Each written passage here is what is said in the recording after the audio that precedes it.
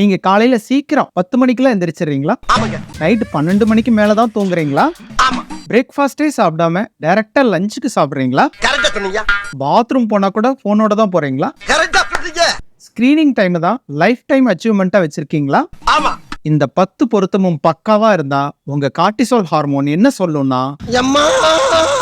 என்னங்க இப்படி இல்லாம நேரமா தூங்கி காலையில 6 மணிக்கு அலார்ம் இல்லாம எழுந்து சரிங்க. மார்னிங் 1 ஹவர் எக்ஸசைஸ் பண்ணி மார்னிங் பிரேக்ஃபாஸ்டே புரோட்டீனோட ஸ்டார்ட் பண்ணி சரிங்க. ஸ்கிரீனிங் டைமை லிமிட் பண்ணி ஃபாஸ்ட் ஃபுட்டை கட் பண்ணி சரிங்க.